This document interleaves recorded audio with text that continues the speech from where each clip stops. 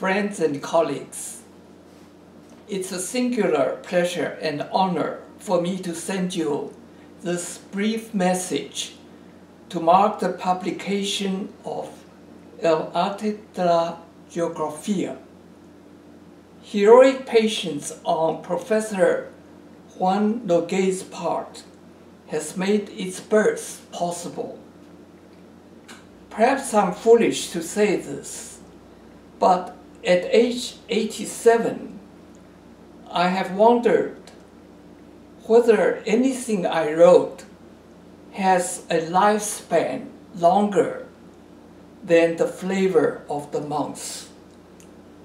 One book that will last longer and may indeed endure is the one launched today.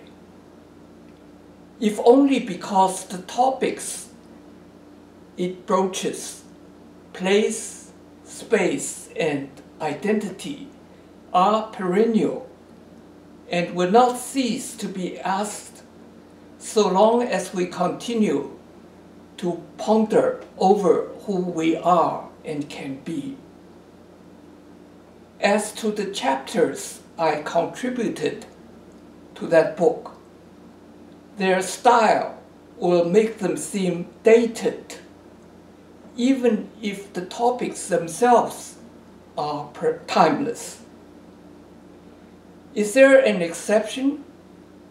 If there is, it is likely to be the interview conducted between Juan and me, for its style is conversational, and conversation can never pass out of fashion so long as we humans retain our full humanity. Now, have I changed my views about space, place, and identity? After all, I first addressed them almost a half-century ago. The answer is no, and yes.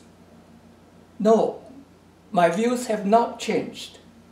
What I wrote in the 1970s, I still see as valid and useful. But yes, my views have shifted a little because my experience in recent years has made me give more emphasis, more importance to the depths of human rootedness in place, a depth that is ineradicable. What brought about this shift in emphasis? Well, in the year 2005, after an absence of 64 years, I returned to China for a brief visit.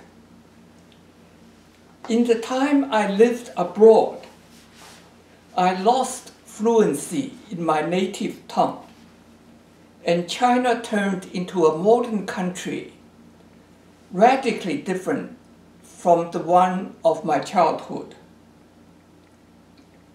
When I revisited China, I felt myself to be a stranger in it. And yet, in conversations with Chinese friends, I quickly lapsed into using the word we, as in we shouldn't have built the Great Wall, or we should have fought harder against Japanese invaders.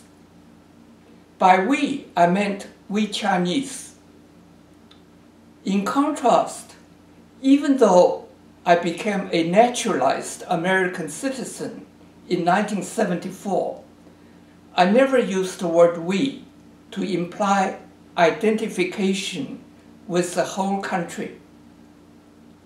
I do say we Madisonians when debating with Milwaukeeans, or we Wisconsinites when arguing with Iowans, but not we, as in we Americans. Yet, for all this discovery of my deep-rootedness in my birthplace, I remain a cosmopolite, content, and fulfilled in my adopted country. Why? Because I've come to see the possibility of feeling at home almost anywhere in the world.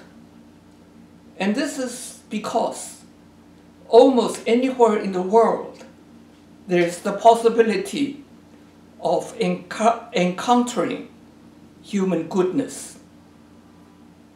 Human goodness blesses place, making it feel simultaneously home-like and sacred. For me, then, it is not true that home can only be where one's ancestors are buried.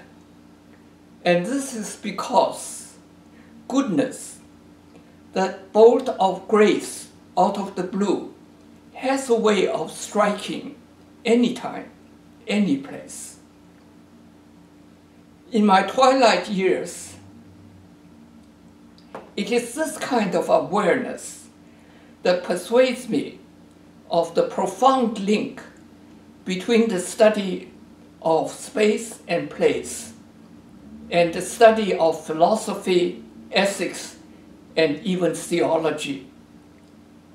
Humanist geography is, from this perspective, a core discipline in the humanities, one worthy of a lifetime of dedicated reflection and research. Where, you might ask, is the center of such dedication?